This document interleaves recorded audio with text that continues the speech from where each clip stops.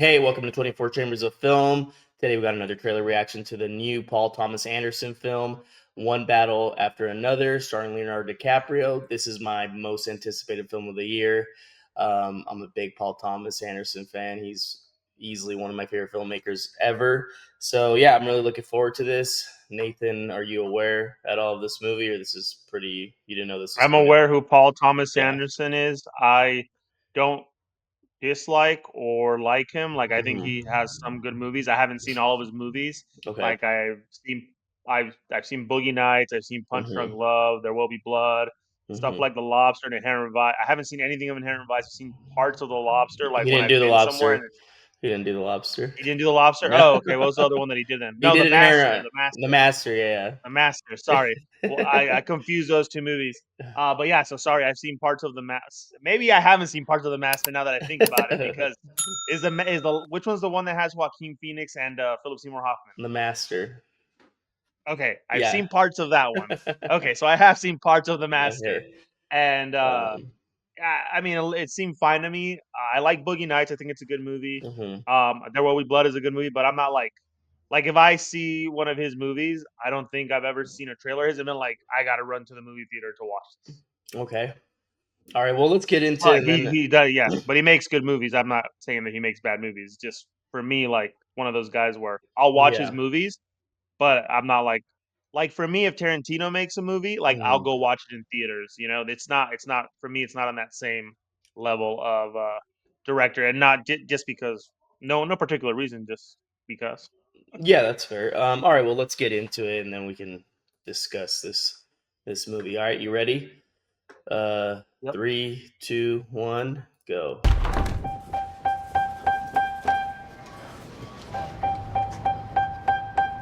Now Leonardo DiCaprio. Yeah. Yeah. Rise and shine. Bat an eyelash.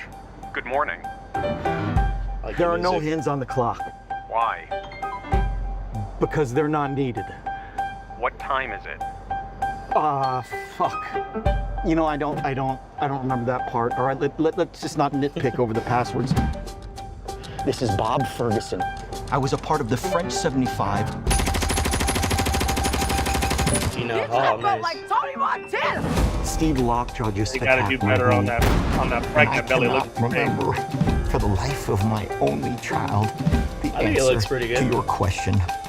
Maybe you should have studied the rebellion text a little harder. I need to find my daughter. Well, then call us back when you have the time. Did you just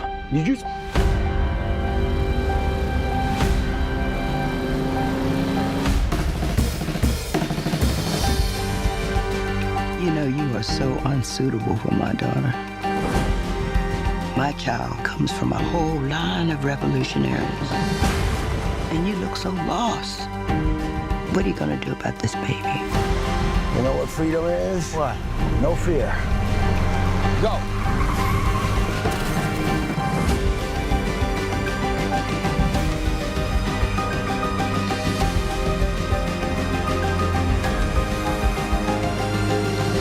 Fucking World War III out there!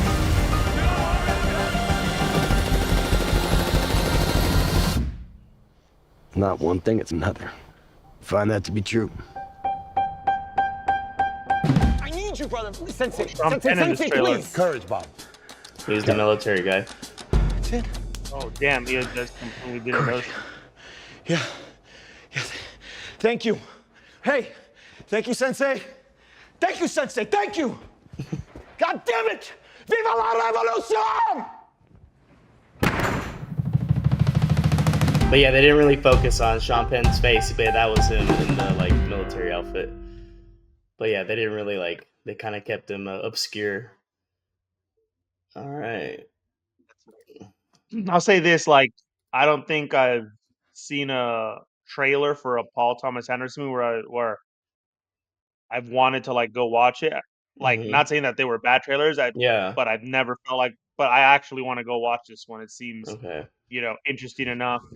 I feel like his movies, well, Boogie Nights and to Hmm. me, There Will Be Blood are the ones I've seen like are pretty normal to me. Like, I don't think they're very eccentric. but I get Mhm. the vibe that like some of the newer stuff he's done, and also like Punch Drunk Love was a little bit eccentric, and I feel like this is going to Mhm. be more on that eccentric side, Did just you from what it ever looks did like. you ever see Also, Magnolia? oh, I forgot he did Yeah, Magnolia. the Yeah, I frogs have fall out of the seen that, sky. and I fucking hated Mag. Sorry, okay, so I hate Magnolia. I I like forgot he Magnolia. did that. I hate Magnolia. So, that's probably why I just don't watch his movies because he fucking made Magnolia. Well, that was I before There Will Be completely Blood, so you have seen his movies after. No, I know, but I had completely forgot that he did Magnolia. But you know what? For some reason, what I was thinking of as I was watching this trailer, Mhm. because of the whole like CIA and like just weird, like seems like probably was like a weird military department, or Mhm. different military department, was the Men Who Stare at Goats. I don't know why that's like the what I was kind of like just Wow. contemplating I think these as movies are like totally different, bro. no, no, but I'm just saying how weird are they gonna Yeah. get with like what he was a part of? I mean, they Mm. show a pregnant lady shooting a freaking hand cannon. Yeah. So yeah, no, it looks interesting. And Leonardo. Also, gotta say one more thing really quick about Leonardo DiCaprio. As I Mhm. was watching him at the beginning of this movie, and then I also thought back of when he was in Once Upon a Time in Hollywood. If they Mhm. ever do a Don Fry biopic, he's he's fucking Don Fry for sure. He can maybe do it now, huh? That's funny. Yeah, that's. I mean, I like all Paul Thomas Anderson's film. He hasn't missed for me. Obviously, I like more than others. I like Magnolia. I know a lot of people don't like it as well. But I do. Yeah, no, this movie. I mean, I'm gonna try to watch it in on film, projected on film at the Vista when it comes out because I know it's gonna be playing there. So I'm definitely super excited to go see it. I do like I've been following this movie because like when it's him or Tarantino or any other certain director that I'm into, I kind of like pay attention to any little news headline and stuff like that. But basically, I don't know if you could figure out the plot from the trailer. How'd you feel? That you feel like the trailer revealed a lot, or no? I just know that they were part of another some military thing. He's trying to seems like he's trying to rescue his daughter, Hmm. and he can't because he doesn't remember exactly what was like whatever Yeah. he was supposed to be given. So he's gonna go on a mission to save his daughter. I mean, I really couldn't. I don't think So they you're gave away you're more than that. you're pretty much on the right track. So Sean Penn so he was part of a revolutionary group, Leonardo DiCaprio and his wife, who was the pregnant lady. Um, and then they had a daughter, and Sean Penn is like their old nemesis, and he returns and he kidnaps their daughter. So See, so I would have guessed that they were part of some type of secret military, like CIA no, they're operation. a That's how revolution. Yeah, I saw it. revolutionary. Yeah, that's how I took it. And I didn't know if maybe later, you know, they So it looks like joined the after movie being part of takes that. place in like the past because clearly she's pregnant, and then it goes jumps into the future, Yeah, way yeah. future. So it seems like it's going to cover a decent amount of time. Um, there's rumors that it's loosely based on this novel called Vineland by Thomas Pynchon, who also wrote the book Inherent Vice. But it doesn't say that in the trailer, so maybe it's just like a really loose adaptation where they maybe took like somewhat the premise and then he did his own thing. What's interesting is that this is his first movie since Punch Drunk Love that isn't a period piece. So ever since Punch Drunk Love, all his movies have been set in like the past, like There Will Be Blood, The Master, Inherent Vice, Phantom Thread, Licorice Pizza. That was his most. They all been like from the 50s, between the 50s and 70s. The time period, or even further back with There Will Be Blood.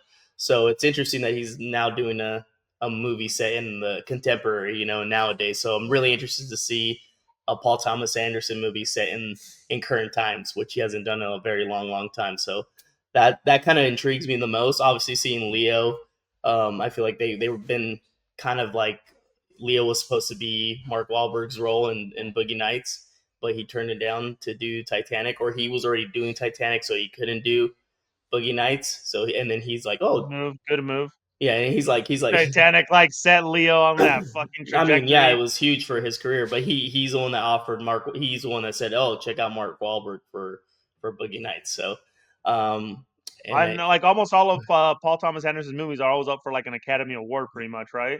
uh, yeah, he's been nominated quite a bit. Yeah, but not all of them. But yeah, he's definitely been nominated for sure for a good amount of them. Are you planning? I mean, I don't know how wide release this movie's gonna get. I'm assuming it's gonna get a pretty decent wide release if Warner Brothers is releasing this and also Leo's in it. But yeah, so if it's in theaters, you're gonna try to catch it To possibly. go watch it if it's in theaters. Like I wouldn't move everything out of my way to go see it. But if Hmm. I'm like gonna go to the movie theater, I mean it unless it's going up against something that I really want to watch more, like Yeah, this would yeah. be my pick. Okay. Yeah. No, yeah. So yeah, I'm definitely watching this. I can't wait to, I've heard you know, I know they've been doing a lot of test screenings and stuff like that, so I've heard some good. They say it's his most commercial movie. I don't know what that could mean for a Paul Thomas Anderson Uh, movie. Exactly, I and mean, I guess if you that's what think the great about it, like assault, that's what the great no, but assault, if you think about it, like I would say up until this point, his most commercial movie that from what I've seen and what I've Mm, seen that he's made would probably mm. be like There Will Be Blood because it wasn't like weird, you know. It was, it just I wasn't mean, weird, you know. Like I guess and it's his most like acclaimed movie is There Will Be Blood for sure. I don't know if it's most like box office successful movie, no, but I but think it was the most palatable for like a just a generic audience. mm. Um, Yeah, yeah, yeah. so Like and I people can understand it. You watch that movie, it's not going to be like tripping you yeah, out or doing like anything. to me, if anything, like and then obviously Boogie Nights being about like the adult industry, like obviously puts it I in a feel whole like different besides the category. subject matter, I feel like Boogie Nights is his most accessible movie. Accessible and probably I think financial maybe. I don't know. His movies aren't always like super make a lot of money at the box office, so maybe it is There Will Be Blood. But Let's see what Boogie Nights did. Boogie Nights did 43 million on 15 million. mm, Magnolia I had it done less. did 48 on Oh 37. wow. Oh, but the profit was less. Yeah, There Will Be Blood did 76 on 25. So yeah, so you're right. There Will Be Blood was his most profitable Well, I'm movie, and not talking about profit. I'm talking about just from like a normal person watching it. The fucking Master lost $4 million. yeah, I know the Master Was didn't was not a hit, was not a box office success. Inherent Vice lost money. Hmm. Maybe Let's Phantom see. Thread, Phantom maybe I don't know. made Bait broke $12 even. million, 47 million on a $35 million budget. Yeah, like Bait Licorice Pizza, broke even basically. Licorice Pizza lost money. It was 33 million on 40 million, and I'm Yeah, assuming Punch Drunk Love lost money. maybe. 24.7 on 25. So I mean, Yeah, dude, his honestly, record's like pretty much like dude, nothing great when it comes to box office. But There Will Be Blood, fucking I would let's say, be. it is his most successful movie because it did make the most money and it was the most critically acclaimed. That was like, I mean, let's be real. Studios basically are like, okay, we want something that we're gonna be able to push for like Academy Award. This is the guy we call because they're not looking to make money with him. That's for sure. and that's pretty amazing out of his career because he's like I said, that track record is not like him breaking the bank. For he's not making, he's not. But he also doesn't But he's require crazy budgets. all those budgets are not like cheap. Dude, nowadays, if you think about it, 50 million for a movie is nothing No, compared I to know, what's but out there now. but still, that's $50 million. But yeah, but you're looking at it from the perspective of a normal Yeah. person. For a studio, that's peanuts, So he could make hot movies that are gonna get them in the Academy Award running, Hmm. and it's gonna cost you fifth of what it's gonna cost you to make another movie that's gonna Yeah, be it's a not huge like a box office Marvel hit. budget or anything like that. He doesn't do he doesn't do The movies that fact that require. none of his budgets have been over 100 million is pretty Actually, crazy. I think this one might be 100 million. And then they're gonna be like, "Well, this is the last time we give you that one if you don't I fucking make or over 100 it's million." either close to 100. I'm not sure, but I think it might be close. I think they said it's his highest budget movie, so I don't know what exactly that is. I have to double check, but I'm pretty sure it's close to 100, maybe. Um, so yeah, this might be his last time with the 100. 140 million. So yeah, that's a lot of money for him. You got to think Leo's probably a nice chunk of that, though. Well, yeah, I think Leo's one of the last They're like, movie we stars. can't do a $40 million movie when Leonardo DiCaprio demands $40 million. I don't know what he costs, but I'm assuming he's fucking up there. He definitely has a pretty big show money. You know what I mean? And plus, whatever back end, he probably has back end deals too. He's one of the last movie stars that definitely is able to sell a movie for the most part. Yeah, Um, just on his name. yeah, just on his name. So that's probably why the budget is so inflated to that high standard. But it also looks like from the trailer, there's a decent amount of action, some crazy set pieces with a lot of moving parts. From what I saw in the trailer. So like I said, it does look different from anything he's done. It kind of reminds me like a bigger scale Inherent Vice with like conspiracy, paranoia, except not really a detective story because Inherent Vice is a detective story. But yeah, no, I mean, I'm very interested. I can't wait to see it. Yeah, I'm stoked. So, out of all the ones you've seen of his movies, which one's the one that you like the most? Oh, There Will Be Blood. No Be Blood. Nice. Yeah, I mean Yeah. that's I think a lot of people's favorites.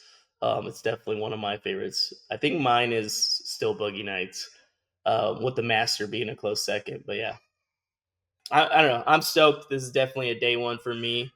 You said you're gonna try to catch it if you can in theaters. If not, you'll probably just wait till to rent it. Yeah. Yeah. Yeah, no, looks good. Let us know what you guys think. Are you going to be heading out to theaters to see this one? What's your favorite Paul Thomas Anderson movie before this Mm. one, or out of the other ones he's released? And is Leo DiCaprio like a name that when you see, you kind of just he's in it, so it's probably going to be good. So I'm going to watch it because realistically, I mean, he kind of hits home runs almost every single time he's in a movie. Like it's very at least recently, it's hard to think of off the top of my head of movies that he's come in that just flopped. You know what's good for or like what's a part of his success method, I think, is that he doesn't oversaturate his appearance in film. You know what I He mean? only does like one movie a Yeah, year on average, and he he actually does and like he's a lot of selective. narrations and stuff Yeah. for like you know he does like documentary like Oh yeah, narrations and yeah. stuff, so it keeps him busy. So he's you know, Well, I mean, and he I probably. think he I was produces a bunch of movies too, right? Mhm. I'm sure he Yeah, does, so but I mean, he's such a high paid actor that he can take time off. He doesn't need to rush to the next project. Usually, his movies do really well. Like, What was his last movie before this one? Where I am trying to think. It wasn't once. He had something in between Once Upon a Time in Hollywood, right? he did Don't Look Up after that, Don't which was a Look Up, Netflix one, Netflix movie. Yeah, yeah. But even and then, then that he was did like. another movie, Killers of the Flower Moon, That's right. So look, that from 2009, those are only four movies now, or this is the fourth from one coming out. 2009. You mean 19, sorry, 19? 2019, sorry. Okay, I was like, No, what? no, Like, 2019, sorry. From Once Upon a Time in Hollywood, he's only done two more. Now this is the newest one. So like I said, he spreads it out where he doesn't he doesn't overstay his welcome. Some actors are too much in everything, and then no. they kind of get washed out. I feel like because of you're just seeing them everywhere. Like you were mentioning about Pedro Pascal, like he's coming out in If too I were many to think things. back, like when he came out, I didn't like The Great Gatsby. I mean, it wasn't a bad movie. I just could care less for it. And I didn't But really care before for it that, either, but it made money. That's if the other thing. before that, if I were gonna say, is there a movie that he came out in where, man, maybe it was like, he probably kind of didn't need to really like do that. And when I say that, Mhm. I'm not even talking about a movie that didn't make money. I'm just talking about maybe didn't get Yeah, the acclaim. attention or publicity that the other ones did. And I would Mhm. say you got to go all the way back to 2000 like 11 or something like that, or 2008 when he did a Body of Lies and Revolutionary Road, yeah, Road. road, yeah, Yeah, yeah, yeah, like to me, like that was probably as far back as I could think where I'm like, oh, he did something and there wasn't a lot of buzz around him. yeah. That's fair. Because then I mean, right before that, dude, he was Blood Diamond, The Departed, The Aviator, Catch Me If You Can, Gangs of New gangs in New York. York. Yeah, Like fucking knocked him out. Boom, boom, boom. Some big I ones, and think then I kind think of just I think yeah, I think the 2000s set him up to have the career that he has now. To like when 2000 once he hit like Inception and on, he kind of spreaded it out more, and he wasn't coming in like hot all the time. But definitely the early 2010s were big for him. Well, there you guys have it. Let us know if you're going to be watching it once again, and let us know what you think about Leo as an actor. And until next time, I'm Nathan. This is Steven, and we're 24 Chambers of Film.